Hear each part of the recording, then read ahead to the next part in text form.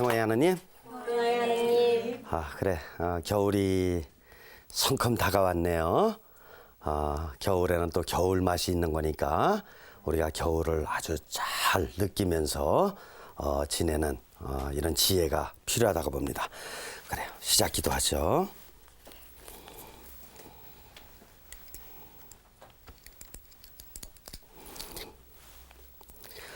성부와 성자와 성령의 이름으로 아멘. 연탄 갈기. 하늘나라는 연탄 갈기에 비길 수 있다. 갈 때가 되었는데 잠시 딴 일 하다 잊은 새에 불길이 떨어졌다. 성부와 성자와 성령의 이름으로 아멘. 무슨 뜻이에요? 옛날에는 연탄을 많이 사용했죠. 예. 그래서 연탄을 자주 가르면서 방을 데웠는데 요즘에는 연탄 잘 안 써요. 네, 저자는 연탄 가는 것을 하늘나라에 지금 비유하고 있어요. 연탄 갈기 하늘나라를 비교할 수 있다.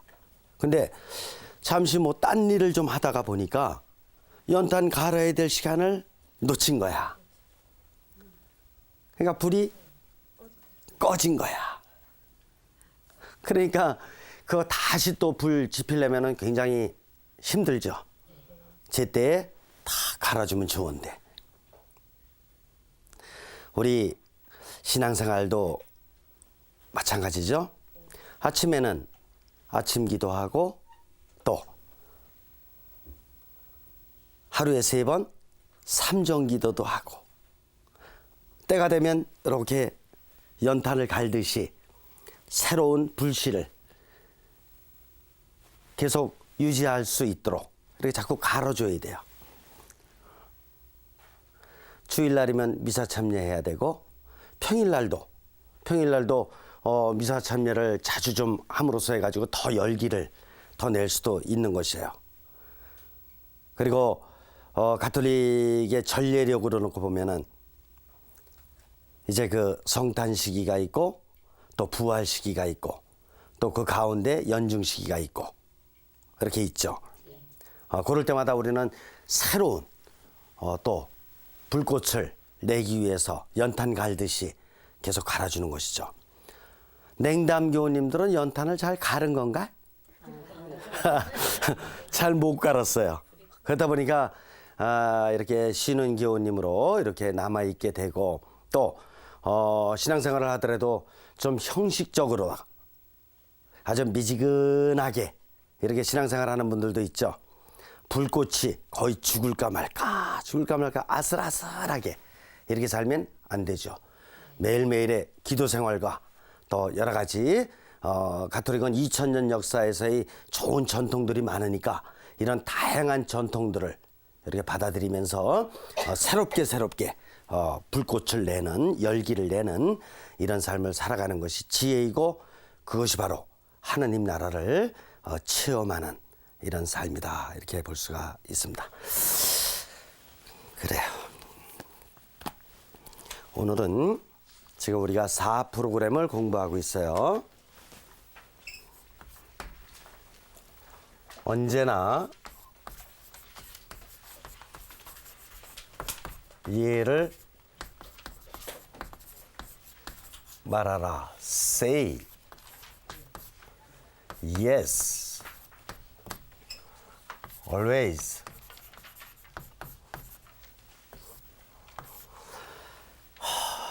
언제나 예를 말한다. yes를 말한다.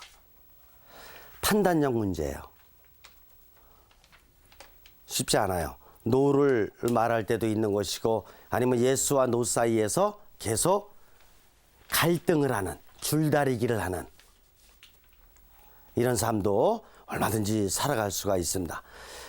세상이 점점 전문화되고 다양화되고 이러는 가운데 있어서 판단력을 올바로 발휘한다는 것은 그렇게 쉬운 일은 아닐 것인 거예요.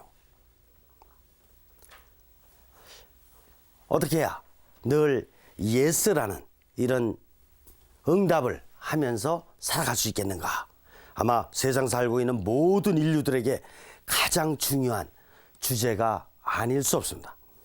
종교를 초월해서 어느 종교이든지 간에 관계없이 또 학문을 초월해서 세상의 모든 경험을 초월해서 있잖아 판단력을 올바로 발휘하면서 생활해야 된다는 것은 온 인류에게 공통된 주제일 수밖에 없어요. 어떻게 해야 바른 판단력을 발휘하면서 살 수가 있겠는가? 오늘 우리가 한번 생각해 보자고요. 아드리안 반감심님은 사정 과정에 대해서 굉장히 중요하게 강조를 하시고 여기에 대해서 아주 과학적인 이런 설명을 잘 하고 계셔요. 사정 과정, 어프레이절, 프로세스, 사정 과정. 첫 번째 뭐냐? 첫 번째는 경외심. 그 다음에 두 번째로 주의. 그 다음에 세 번째로 몸입니다. 이렇게 설명을 하고 있어요. 경외심은 영어로 O라는 것이에요. O-A-W-E, O. 주의는 attention. 그 다음에 뭐뭐는 abiding. 이렇게 볼 수 있는데 사정 과정의 요 3단계는 아드리안 반감심님이 가장 강조하는 부분입니다. 경외심이란 뭐냐? 경외심을 설명드리려면은 아드리안 반감심님의 그 총서 2권에도 어느 정도로다가 분량을 쓰고 계시냐면은 한 150페이지 정도. 150페이지 정도. 그 총서에. 그러면은 아주 대단히 많은 설명을 이렇게 할애하고 있는 것인데 경외심은 그만큼 중요하다라는 것이에요. 경외심이 뭐냐? 경외심은 이런 것이에요. 하느님의 섭리에 대해서 경탄을 하면서 한편에는 하느님께 대한 두려운 마음을 갖는 것. 이게 경외심이에요. 왜 하느님께 이렇게 경탄을 드리게 되느냐 하면은 하느님은 온 세상을 창조하신 분이고 지금 온 세상이 오늘날까지 이렇게 형성될 수 있도록 섭리하신 분으로서 정말 경탄을 금치 못할 뿐이에요. 그리고 우리가 세상 삶살이를 살다가 어떤 상황에 직면했을 적에 특별히 어려운 상황에 직면했을 적에도 따져놓고 보면은 우리가 그걸 의식하든 의식하지 못하든 그분의 은총이 항상 함께 하셨어요. 그러는 가운데 우리가 어려움도 극복할 수 있었고 오늘까지 이렇게 건강하고 아름답고 또 거룩한 모습으로 잘 살아올 수 있었던 것입니다.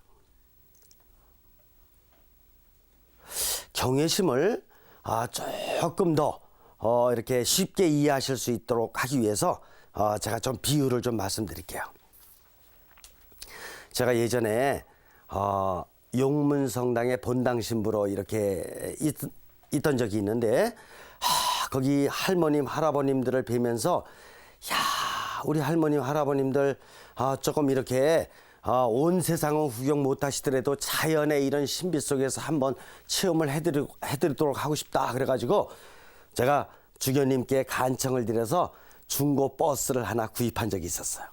그래가지고 나서 농번기 때는 계속 일을 하시게 되지만 농번기 마치고 난 다음에 이제 가을이 됐을 적에 이렇게 공소별로 할머님 할아버님들을 모시고 버스에 이렇게 모시고 나서 계속해서 이렇게 설악산을 왔다 갔다 한 적이 있는데 갈 때마다 그 한계령 입구에서부터 시작해서 그 단풍이 와 이렇게 아름답게 피어난 이곳을 지나가는데 굽이 지날 때마다 할머님들이 그냥 오 그러면서 일어나셔가지고 그냥 막 깜짝해서 놀라시는 거예요.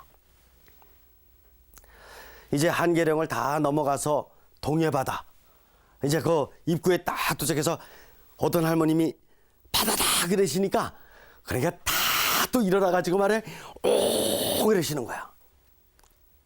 이 자연의 아주 경이로움 앞에서 정말 하느님의 섭리를 신비스러운 섭리를 느낄 수밖에 없는 이런 것이 오다 이렇게 볼 수 있습니다. 여러분들 자녀들을 이렇게 키우시면서 나름대로 여러 가지 체험들을 하셨을 텐데 저는 애를 안 키워봐서 잘 모르겠어요. 애를 안 키워봐서. 근데 자녀들을 이렇게 낳아가지고 처음에 길로 그럴 적이 얼마나 힘들겠어요. 근데 요 자녀가 어느 날 있잖아. 턱 자기 힘으로 섰어. 그 자기 힘으로 걸어. 그때 놀랬슈 안 놀랬슈? 놀랬어요. 있잖아요. 오, 정말 하느님께서 요 녀석한테 이런 힘을 주셨구나. 서서 이제 스스로 힘으로 걸을 수 있는 힘을 주신 거로구나. 아주 놀라워요. 이 녀석이 또 이제 학교 다니고 그러면서 있잖아. 어느 날 이렇게 가지고 말이야. 이제 숙제를 했다가 선생님한테 갖다 드렸고 그러고 나서 이제 저기를 받았죠. 결과를 받았죠. 갖고 왔는데 보니까 꽃마루가 아주 1번부터 30번까지 다 꽃마루야. 100점이야. 그러니까 막말로 이때 부모님으로서 어떤 마음이에요? 정말 아주 놀랍죠. 이 녀석이 이 정도의 능력이 있는 거로구나. 얼마나 놀랍습니까? 그렇죠? 그런데 얘가 또 잘하고 그래가지고 어느 날 말이야 아주 그냥 어린 시절부터 이렇게 바이올린이라든가 이런 거 다 배우고 그러더니 어느 날 콩쿠르 대회 가가지고 어떻게 됐어요? 수상했어. 이야 정말 놀랍다. 그럴 수밖에 없죠. 자연을 통해서든 인간을 통해서든 또 우리 이 하느님께 대한 경탄심을 느낄 수 있는 것은 얼마든지 비유가 많습니다. 이건 종교를 초월해서 우리 그리스도교 종교뿐만 아니라 불교와 유교와 그리고 힌두교 어느 종교에서도 그것도 문화예술 있잖아. 문화예술 안에서도 아주 경탄을 금치 못할 이런 신비스러운 이런 것 같은 거를 우리는 얼마든지 느낄 수가 있는 곳이에요. 시를 통해서도 마찬가지입니다. 시인들이 말이야 시 한 수 한 수를 적을 적에 얼마나 아주 경이로운 마음 가지고 작품 한 수 한 수를 쓰는지를 우리는 이미 경험적으로다가 다 압니다. 인생은 어떤 의미에서는 이 세상에 태어난 것부터 마지막 죽음까지도 아주 경이로움으로 경외심으로 가득 찬 이런 삶을 살아갈 수 있는 세상이다. 이렇게 볼 수가 있습니다. 여러분들 성당을 잠깐 이렇게 생각을 해보죠. 여기 스튜디오니까 성당에 들어가면은 십자고상이 보이거든요. 저 십자고상이 되기 전에는 뭡니까? 그냥 나무떼기예요. 아니면 그냥 쇳덩어리든지. 그런데 그 나무덩어리 뭐 나무 조각 갖고 뭐 얼마든지 땔감으로도 쓸 수 있고 다 이렇게 할 수 있고 그런데 저게 어느 날 십자가로 탁 나타났을 적에 어떻습니까? 아주 놀라운 거예요. 인류를 구원할 십자가. 그리고 이 동도 말이야. 동도 이것이 잘해서 예수님의 그 고상으로다가 만들어졌을 적에 이게 그냥 우리가 함부로 그냥 막 이렇게 쓸 수 있는 이런 동이라든가 이런 게 아니죠. 이 재료가 나무라는 재료, 동이라는 재료가 이렇게 엄청난 신비스러운 힘을 가지고 상징적으로 이렇게 드러나는 정말 경외심을 느끼지 않을 수밖에 없어요. 우리 성찬의 전례 때 사실 밀가루 빵이 예수님의 몸으로 실체 변화를 하는 것입니다. 포도주가 이게 예수님의 피로 실체 변화가 되는 것이에요. 얼마나 놀랍습니까? 있잖아요. 밀가루로다가 그 수제비도 만들어 먹고, 물론 가락국수도 빼먹을 수 있고, 뭐 얼마든지 그렇게 할 수 있어요. 그런데 이 밀가루를 어떻게 사용하느냐에 따라서는 바로 이것이 예수님의 몸으로까지 변화되는, 하나님께서 우리들에게 바로 그런 능력을 주신 것입니다. 밀가루를 가지고 물론 수제비 부침개에 해먹고 그러는 것도 좋은 일이고, 하지만 정말 예수님의 몸으로까지 변화될 수 있다는 것을 깨달을 수 있도록 이런 능력을 주셨다라고 할 적에, 포도주 가지고 파티석상에서 한 잔 쫙 먹으면서 서로 친교의 자리도 잘 나누고 아주 좋은 분위기 속에서 이런 것도 좋긴 좋지만, 이 포도주가 예수님의 피로 변화된다라는 것을 깨달을 수 있는 능력을 주신 하느님께 얼마나 놀라운 거냐입니다. 오, 정말 경외심. 그러면 이 세상 모든 것은 나무가 십자고상이 될 수 있고, 밀가루가 예수님의 몸이 될 수 있고, 포도주가 예수님의 피가 될 수 있고, 이렇다 그러면 이 세상 모든 것은 다 신비스러움으로 가득 차 있는 것이다. 우리가 함부로 사용할 적에는 별거 아니지만 이걸 귀하게 사용할 적에는 온 세상 만물이 다 하느님을 깨달을 수 있는 이런 경외심으로 가득 차 있다. 어떻게 생각하세요? 그런 거예요. 이런 좋은 세상에 우리가 태어날 수 있도록 허락해 주신 하느님께 정말 얼마나 감사한 일이냐고요. 이걸 깨달을 수 있어야 됩니다. 그런데 어떤 사건이 발생하게 되면은 우리는 잘 깨닫지를 못해요. 그냥 내 생각대로 그거 해결해야 되느라고 막 이렇게 안절부절 못하고 이렇게 하고 있거든요. 그리고 조금만 어떤 이권이 좀 크게 개입된다거나 그런다 그러면은 그것이 권력이든 그것이 돈이든 어떻습니까?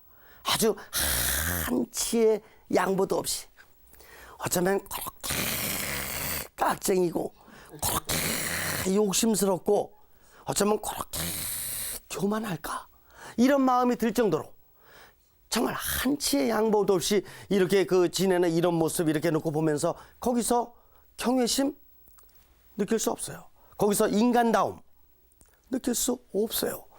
인간다움이란 늘 어떤 상황에서도 아주 하느님의 크신 능력을 굳게 믿고 의지하면서 거기서 하느님의 뜻을 찾으면서 생활하는 모습 안에 우리가 인간다움을 깨달아갈 수가 있는 것인데, 그렇지 않은 상황.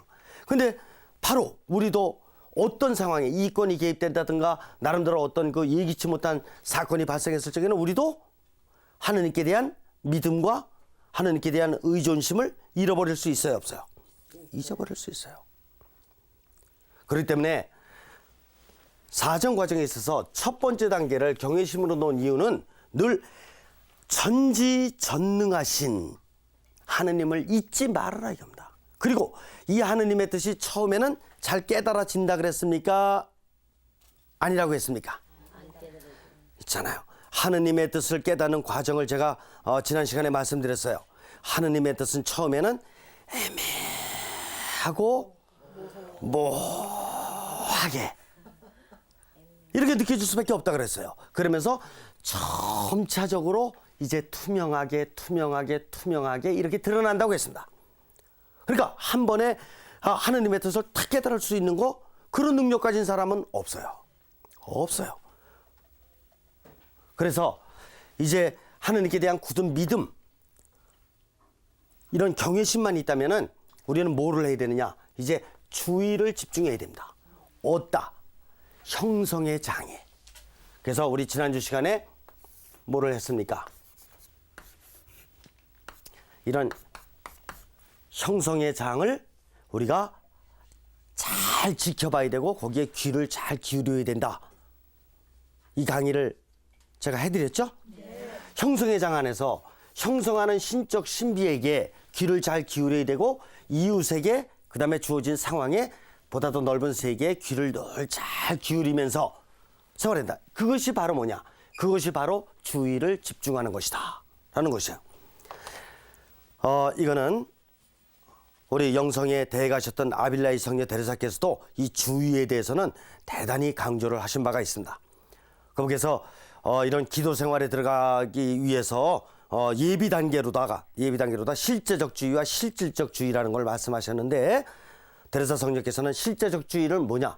저는 지금부터 이제 기도를 하겠습니다. 그래서 여러 가지 분심 잡념들 또 해결되지 않은 문제도 있고 그러지만 일단은 당신께 다 봉헌해 드립니다. 당신께 맡겨 드립니다. 저는 지금부터 그냥 기도를 시작하겠습니다라고 하는 게 실제적 주의예요.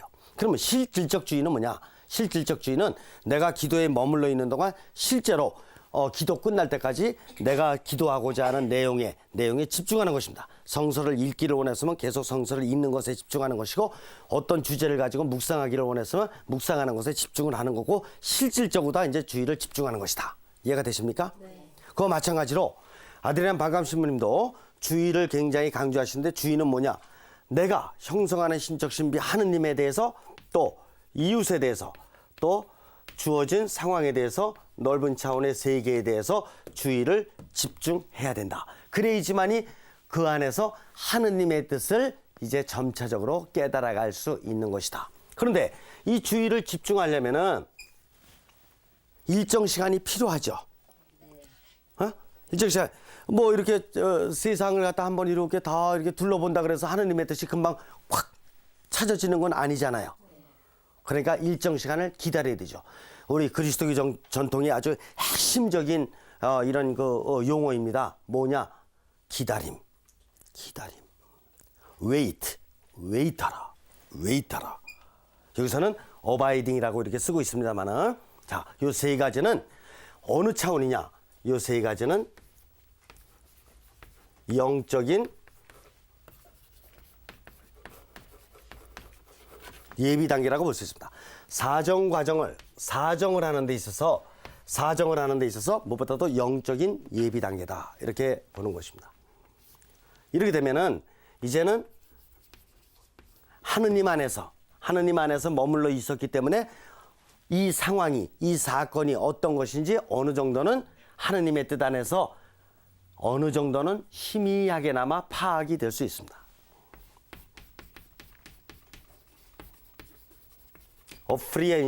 어프리엔션 이제 파악이 된다 이겁니다. 이해가 되셔요? 네.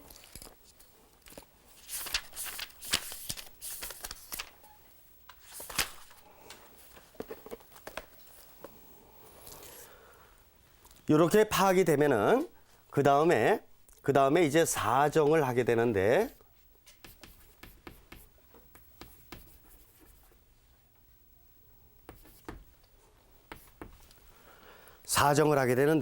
이 사정은 뭐냐?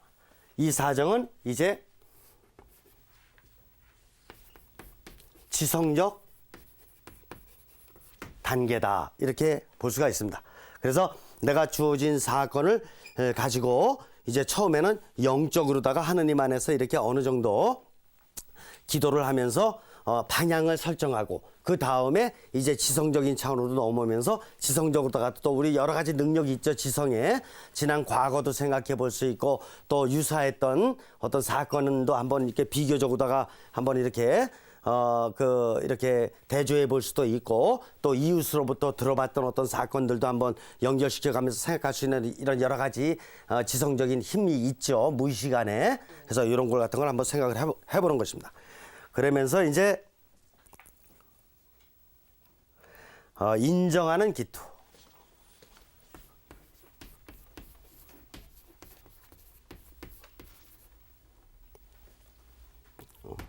이자가 빠졌어.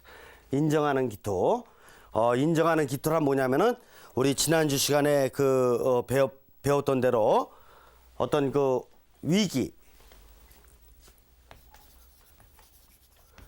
위기 상황이 발생했을 적에 두 가지로 볼 수 있다 그랬죠? 한 가지는 이거를 위험한 어떤 그 사건으로 생각할 수 있고, 또 하나는 뭐라 그랬습니까? 하나의 성장할 수 있는 기회로 볼 수 있고, 그렇죠? 이때는 어떻게 된다 그랬습니까? 이때는 형성적 기투를 하게 되고, 이때는 형성적 기투를 하게 된다고 말씀드렸죠?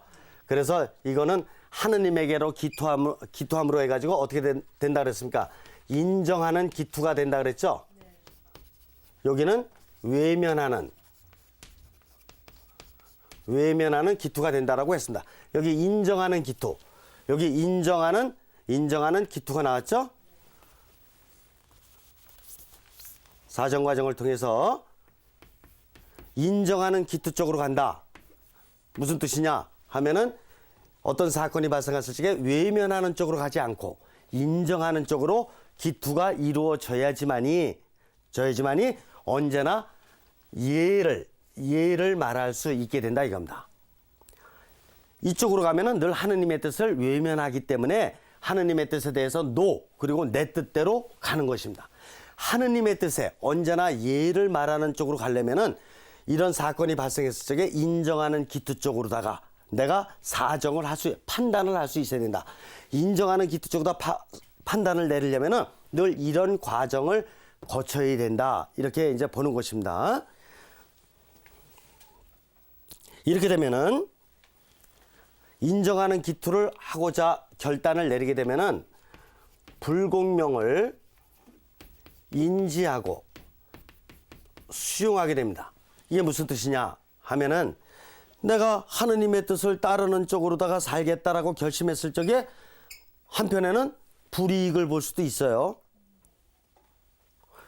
예를 들어서 내가 그 슈퍼마켓을 하고 있는데 어떤 사람이 물건을 사고 나서 이렇게 가는데 산 거는 한 3,000원 밖에 이렇게 물건을 안 샀는데 돈을 잘못 내가지고 뭐로 냈어요? 그렇지, 수표를 해서 10만 원짜리 수표로다 내고 당신은 그것이 10,000원짜리인지 아는 거야. 나도 그것도 모르고 뭐 얼마를 거실러 줬어요? 7,000원을 거실러 줬거든? 7,000원 거실러 주고 이 사람 막 나가는데 탁 보니까는 뭐예요? 수표예요, 10만 원짜리.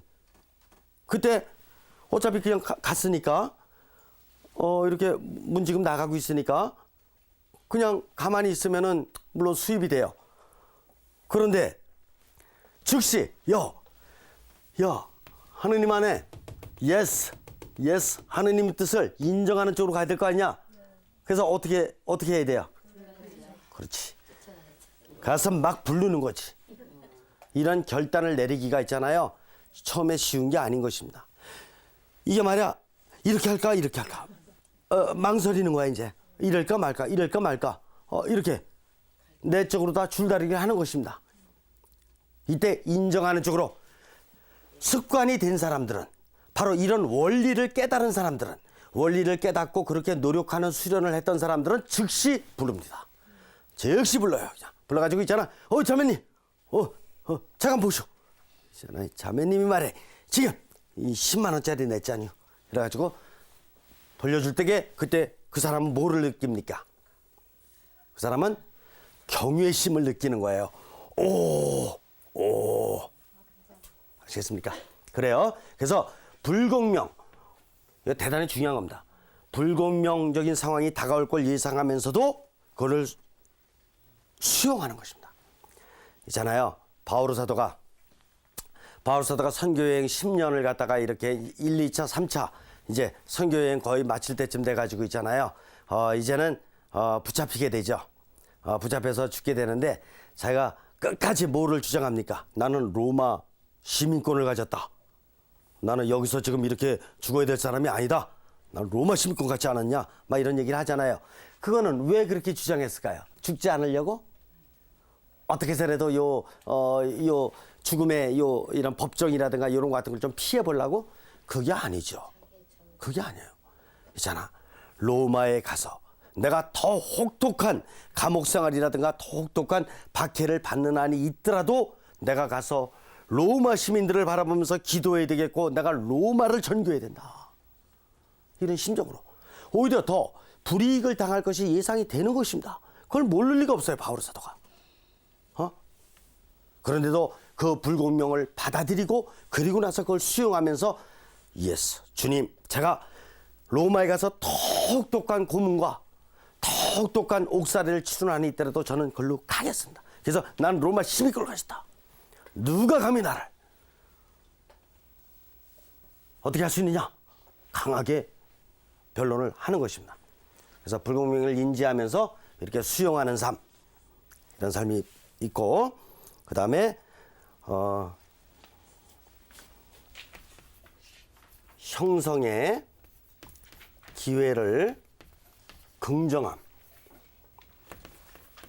굉장히 중요한 말입니다. 긍정. 여기서 긍정적인 삶의 자세가 나오는 곳이에요. 긍정적. 뭐냐?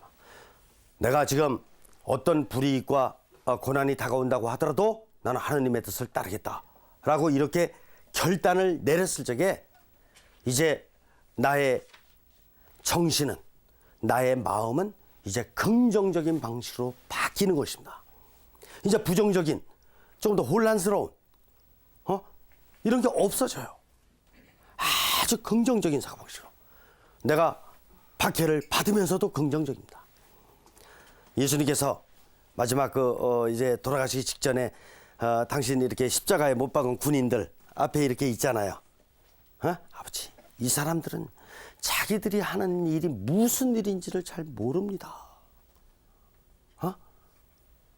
하면서 이들을 위해서 기도해 주신 거 아니에요? 굉장히 긍정적인 거 아니에요? 우도와 자도가 있었지만 그 중에 한 사람이 주님, 당신이 무슨 잘못이 있습니까? 저야 마땅히 이렇게 죽어야 마땅하지만은 무슨 잘못이 있습니까? 내가 오늘 너와 함께 낙원에 들어갈 것이다. 굉장히 긍정적 아니세요? 아주 정말 비참한 상황 속에서도 바로 이런 사정 과정을 하게 되면 늘 긍정적인, 낙관적인, 희망적인, 믿음으로 충만한 이런 삶을 살아갈 수 있게 된다. 이때 바로 우리는 예스를 응답할 수 있는 것이다 이겁니다.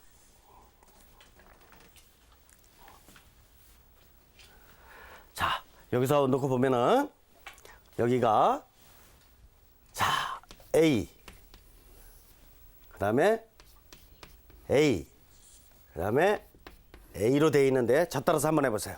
오. 있잖아, 용어 이렇게 이래가면서 살짝 배우는 거예요. 뭐 제가 사용하는 용어는 학문적이지만은 한편에는 실생활로다가 우리가 연결시켜야 될 대단히 좋은 용어들밖에 없어요. 다시 한번 해보죠. 오. attention, abiding. 요런 영적인 사정 과정을 거쳐야지만이 이제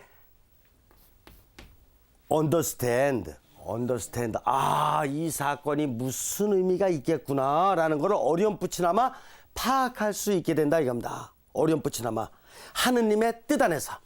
그렇지 않으면 대부분의 우리들의 판단 과정을 갖다 놓고 보면 어떻게 판단하냐면은 어떤 사건이 발생했어요. 그러면 몇 가지 정보들 이렇게 들어보고 그걸로다가도 잘 안 되면은 또 누구한테 좀 전화 걸어가지고 조금 이렇게 파악해보고 이렇게 하고 나서는 이런 거로구나. 그러면 이렇게 판단 내려야 되겠다. 이 정도 해야지만 내가 손해도 보지 않고 대충 이거 사건 넘어갈 수 있겠다. 이런 식으로다가 이거는 말이야. 이거는 정신적인 차원에서의 판단 과정을 하고 있는 것이에요. 여기 있잖아요. A 있잖아요. 이 A가 있잖아요. 저는 잘 할지 모릅니다만은 서양 화토라 그래나? 그 트럼프? 뭐 그런 거하고를 저게 에이스 잡히면 굉장히 좋다며요. 에이스 있잖아요. 이 트리플 A야. 트리플 A. 에이스를 3개를 잡고 있어. 에이스를 3개 잡고 있으면은 서양 화토 이거 하다가 있잖아. 당해낼 자가 없는 거지. 그렇지 않습니까? A. 제가 오늘 이 강의 오기 전에 있잖아. 에이스 과자 먹었어요. A. 얼마 좋은 거냐고. A. 있잖아. 이렇게 영적으로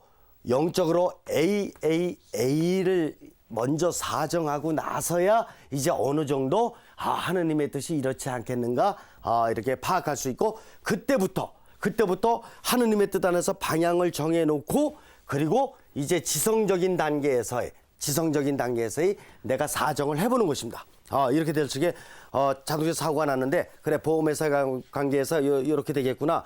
요거 피해자 상대 상대방과의 관계에서 이렇게 되겠구나, 어떻게 되겠구나, 이런 것 같은 거를 이제 정신적인 차원에서도 파악해 볼 수 있죠. 파악을 하다 보면 어떤 점에서는 내가 유익하고 어떤 점에서는 불이익을 당할 것 같은 이런 것도 나타나겠죠. 그때 바로 내가 불이익을 당하고 어떻게 되고 내가 이렇게 좀 손해를 보는 한이 있더라도 이거를 수용하고 그리고 이 사건을 긍정적으로 보면서 예스를 응답할 수 있는 삶. 근데 우리는 어떤 것이 수련이 잘 안 돼 있냐면은 영적인 수련 단계가 안 돼 있습니다.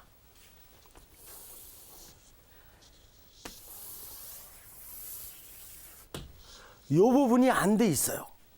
그렇기 때문에 삶살이에서 계속해서 개인적인 관계에서도 그냥 네가 옳으니 내가 옳으니 이렇게 항상 갈등을 느끼고 있고 또 공동체의 삶도 마찬가지예요.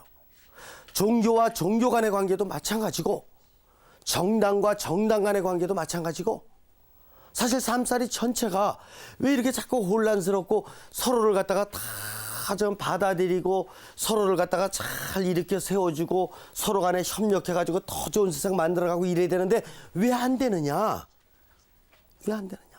바로 영적인 사정, 과정을 할 수 있도록 하느님께서는 우리 인간 안에 능력을 주셨는데 우리는 아직 그거를 깨닫지도 못할 뿐더러 그런 수련 생활을 안 하고 있기 때문에 지성적인 차원에서 계속해서 이권 다툼만 하는 그래서 세상이 이렇게 많이 혼란스럽고 힘들지 않는가.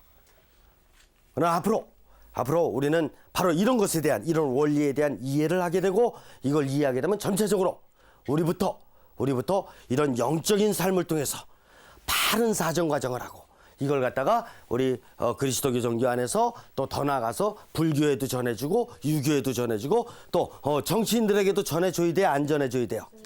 전해줘야 됩니다. 그리고 우리 자녀들을 잘 길러내는 것이 미래의 정치인들은 우리 자녀들이에요. 미래의 경제인들은 우리 자녀들입니다. 미래의 모든 종교들을 다 같이 이렇게 수용하고 포용해 가면서 정말 인간다운 삶. 하느님께서 우리에게 심어주신 정말 좋은 이런 능력들을 발휘하면서 살아갈 삶을 주인공이 누구냐? 우리 자녀들인 것입니다. 그래서 현세에 조금 이렇게 힘들고 어려운 거 있다고 하더라도 너무 그런 것에 우리가 이렇게 불평하거나 그런 것에 여러 가지 너무 힘들어하지 말고 있잖아 지금 나의 삶부터 그리고 나의 자녀의 삶들 차근차근 인도를 해줬을 적에 있잖아요 동방예의지국으로서 정말 대한민국을 잘 가꿔낼 수 있는 것이다. 이렇게 보는 것입니다. 이런 경외와 주의와 머금이라는 이 성향은 어떻게 말씀드릴 수 있느냐? 하느님께서 우리 안에 미리 주어주신 저 따라서 해보세요. 선성향. 이게 착한 선자가 아니고 미리 선자예요. 미리. 하느님께서 미리 우리 안에 부여해 주신 성향이에요. 하느님께서 이렇게 부여해 주셨기 때문에 절대로 빠져나갈 수가 없어요. 죽을 때까지 안 빠져나갑니다. 우리 이런 힘들을 갖다가 사실은 삶에서 자주 느껴요. 머금이라든가 주의는 더 자주 느껴요. 좋은 일을 하던 나쁜 일을 하던 어떤 사람들 뭐 서로 나쁜 일을 한다고 하더라도 자꾸 주의를 이렇게 살핍니까? 안 살핍니까? 좋은 일 할 적에도 그렇지만 나쁜 일 할 적에도 자꾸 살피죠. 그리고 일단 어떤 거를 행동하기 전에 좀 머물러야 안 머물러요. 머무르죠. 저는 인간에게 하느님께서 미리 주신 선성향이죠. 대단히 중요한 성향이에요. 그리고 또 이런 경외의 성향까지도 하느님께서는 미리 우리 안에 이런 성향을 주셨던 것이에요. 절대로 안 없어집니다. 그렇기 때문에 우리는 이 선성향들을 잘 이렇게 수련할 수 있어야 돼요. 제가 지금은 강의로다가 막 이렇게 말씀을 드리지만 있잖아요. 사실 제가 신학교에 있을 적에는 학생들 이거 수련 과정을 다 했던 거예요. 그래서 지금 여러분들 레포트 내라고 쓸 수 있는 분들은 한번 그 형성적 사건을 써보라고 말씀을 드린 적도 있죠. 여기 한자매님께서 쓰셨는데 제가 아주 잘 읽어봤어요. 잘 읽어오고 필요한 부분에 밑줄 두고 그랬는데 그래. 자, 제가 잘 읽었고요. 그리고 다음 단계, 2단계, 3단계 계속 쓰는 것입니다. 2단계 뭘 쓰는 거냐? 지금 제가 원리 프로그램을 갖다 계속 제시해 줬죠?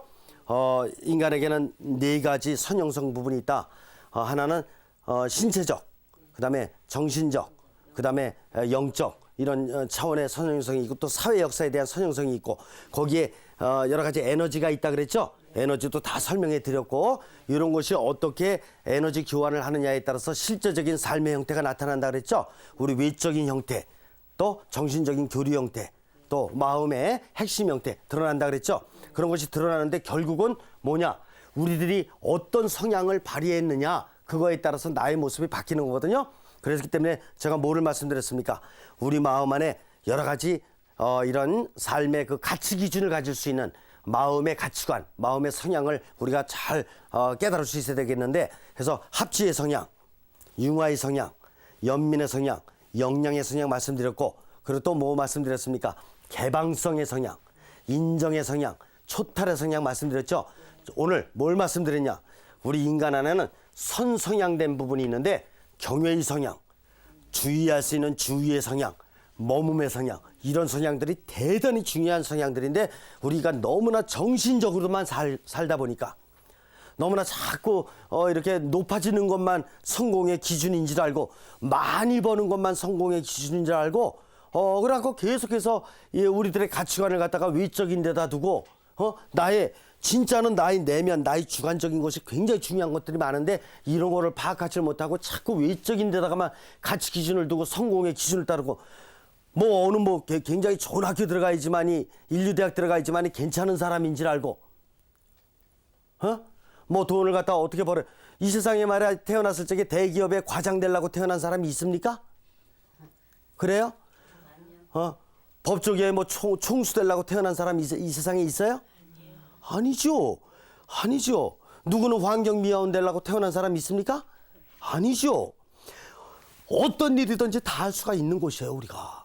어떤 일이든지 다 할 수 있는데 어떻게 인간답게 할 것이냐. 어떤 일을 하든지 간에.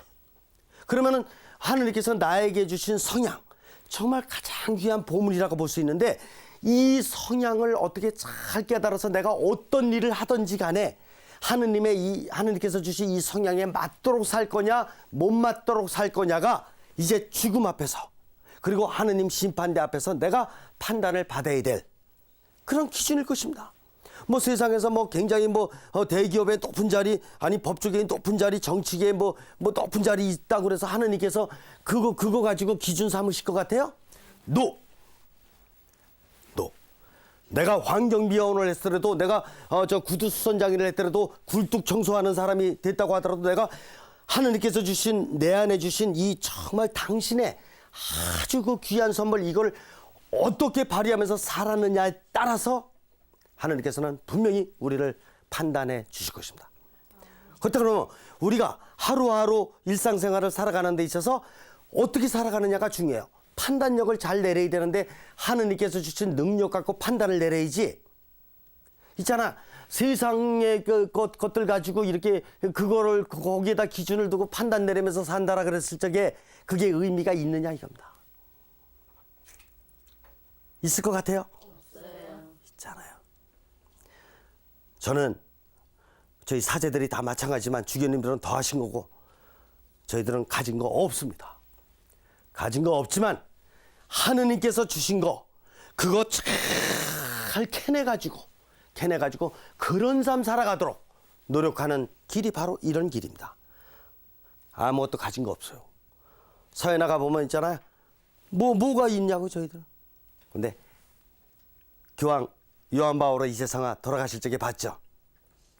나는 행복합니다.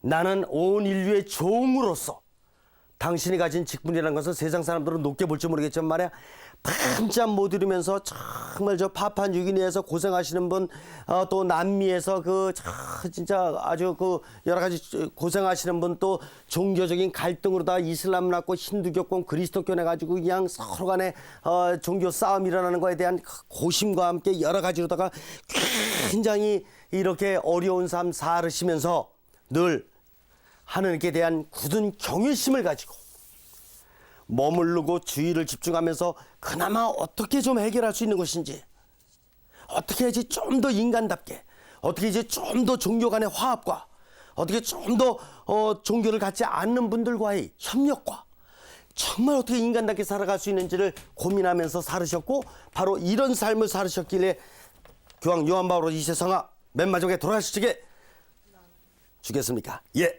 지금이 가야 될 때입니다. 예스, 예, 저는 죽겠습니다. 저는 행복했습니다. 하고 딱 가시는 겁니다.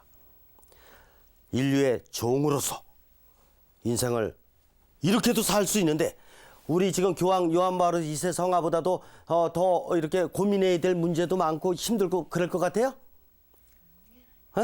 우리 인류 문제, 진짜 아주 그냥 어려운 문제, 그런 문제 우리 생각하면서 풀어가면서 살라 그러면은 힘들어서 버거워서 살기 어려울 거예요. 지금 우리 당면한 우리 문제 뭐 그렇게 대단하다고, 뭐 그렇게 크다고 있잖아요. 이런 갈등과 고민 속에 지내지 말고 우리가 바른 판단력을 가지고 늘 하느님께서 주시는 이 경외심을 느끼면서 놀라운 세상, 신비스러운 세상, 정말 이런 세상에 태어났다라는 이 아주 놀라움을 간직하면서 늘 하나님께 경외심을 지니고 우리가 생활을 해야 될 것입니다. 여기서 마치고 이제 다음 시간에 제가 책을 설명해 드릴게요. 성부와 성자와 성령의 이름으로 아멘. 연탄 갈기. 하늘나라는 연탄 갈기에 비길 수 있다. 갈 때가 되었는데 잠시 딴 일 하다 잊은 새에 불길이 떨어졌다. 영광이 성부와 성자와 성령께 성과 같이 이제와 성령의 아멘. 성부와 성자와 성령의 이름으로 아멘. 수고하셨습니다. 수고하셨습니다.